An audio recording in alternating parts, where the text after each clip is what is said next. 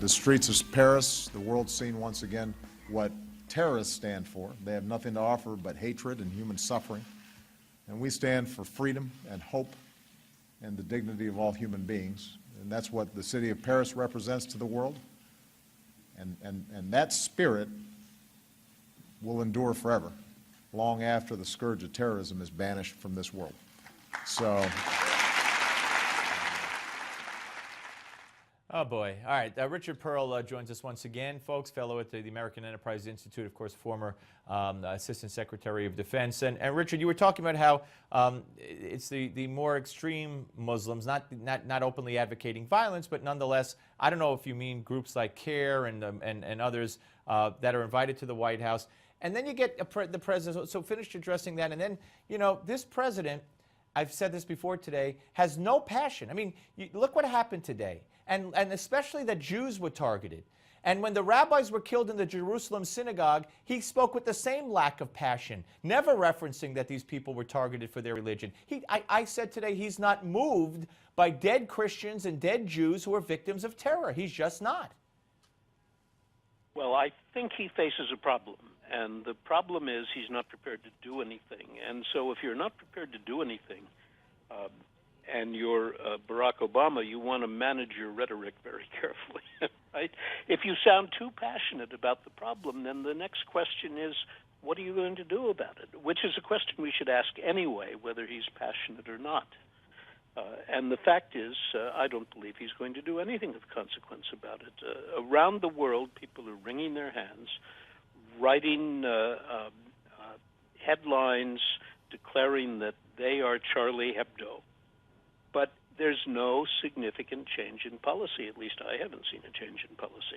It would be a good thing if the president were to announce that we are now going to scrutinize much more carefully what goes on in places where radical Islamist propaganda is propagated and where young and vulnerable people are taught that it is the obligation of every Muslim to destroy infidels.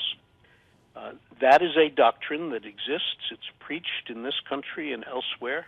And sometimes people from institutions that basically preach that are regarded as the Muslim community with which the authorities should work, which is why I was saying a moment ago that the wrong people get invited to the White House. The mistaken belief seems to be that legitimate Muslims, Muslim leaders in communities, including in this country, are those who incline toward the more radical view, even if they don't espouse violence per se.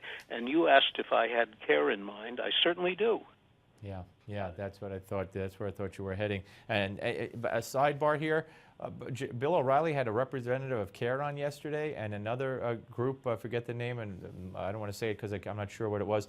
And he's talking to them as if they're on, I hate to say, our side. And he couldn't believe the answers he was getting. And I'm saying to myself, doesn't he realize who he's talking to? I mean, I couldn't believe what I was watching. But anyway, didn't the president tell us didn't he point to Yemen as an example of American success in fighting terror? And now we find out that one of these brothers went to Yemen, that AQAP might have orchestrated this in some way, that al-Awlaki, according to one of the brothers, he had a conversation with the police on the phone today, and he told them that al-Awlaki invited him and paid for the trip. So, I mean, this just shoots another hole in this whole myth that we've defeated terrorism.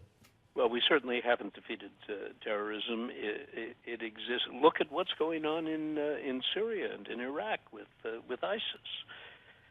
And unfortunately, when apparent victories are scored by radical Islamist groups, it's a very powerful instrument for recruitment.